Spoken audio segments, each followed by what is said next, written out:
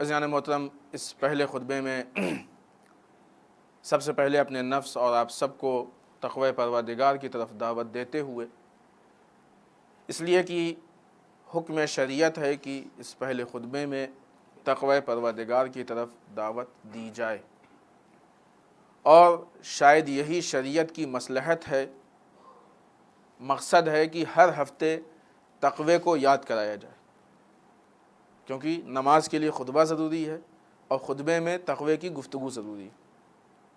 خدا یہ چاہتا ہے کہ ہر ہفتے آپ کے سامنے یا ہم سب کے سامنے تقوی کا ذکر ہو، تاکہ تقوی ذہنوں سے نہ نکلنے پائے، اس لیے کہ انسان کی اصل خوبصورتی تقوی میں ہوتی ہے۔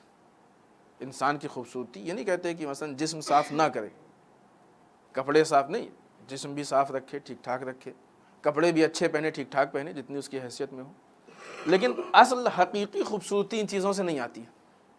انسان کی حقیقی خوبصورتی اس کے کردار سے آتی ہے، اس کے عمل سے آتی ہے، اور انسان کا عمل اور کردار تقوی پروردگار سے ثمرتا ہے۔ جتنا انسان میں تقوی پروردگار زیادہ ہوگا، اتنا ہی اس کا کردار خوبصورت ہوگا۔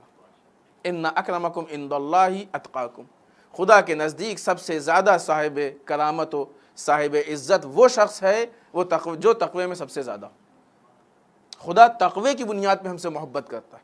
ہم کو فکر ہے نا، خدا سے ہم محبت کرتے ہیں، یہ بہت آسان ہے، کہ ہم کو بہت سارے کام ہوتے ہیں خدا سے، پالنے والے رزق دے دے، پالنے والے شہرت دے دے، پالنے والے عزت دے دے، پالنے والے جس کی شادی نہ ہوئی ہو شادی کرا دے، جس کی شادی ہو گئی ہو بچے نہ ہوئے ہوں بچے دے دے۔ یہ ٹھیک ہے، مانگنا چاہیے، جائز، مراد خدا سے نہیں، کس سے مانگیں گے؟ 2500 کام ہوتے ہیں خدا سے، صبح سے شام تک ہوتے ہیں، تو ہم تو خدا سے محبت کریں گے ہی کریں گے، ہمارا تو مطلب بھی پھنسا ہے، نہیں محبت تو کم سے کم مطلب تو پھنسا ہی۔ لیکن سوال اس بات کا کہ خدا کو ہم سے محبت ہے کہ نہیں؟ خدا نے اپنے محبت اور اپنے یہاں صاحب عزت ہونے کا جو معیار بتایا ہے کہ اس بنیاد پہ تم ہمارے یہاں صاحب عزت ہو، وہ تقوی پروردگار۔ تم میں جتنا زیادہ تقوی ہوگا، ہم تم کو اس سے اتنا ہی محبت کریں گے، اتنے ہی تم کو ہم عزیز رکھیں گے، اتنے ہی تم کو ہم عزت دیں گے۔ خود عزت کا بھی ایک فلسفہ ہوتا ہے نا، انسان کی عزت کس کی نگاہ میں؟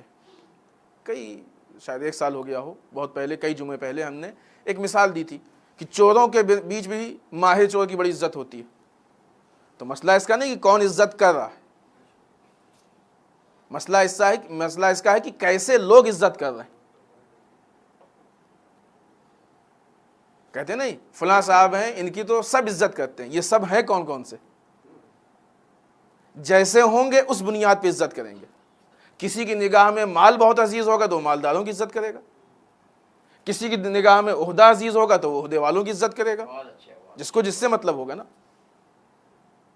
تو اب ہمارے اور آپ کے بیچ میں کیا معیار بن سکتا ہے کہ ہم لوگ کس کی عزت کرتے ہیں؟ یہ عزت کا معیار ہے؟ نہیں ہو سکتا، کیونکہ اس عزت کے کرنے میں بہت ساری مادیات ہیں کہ جو ذریعہ بن جاتی ہیں۔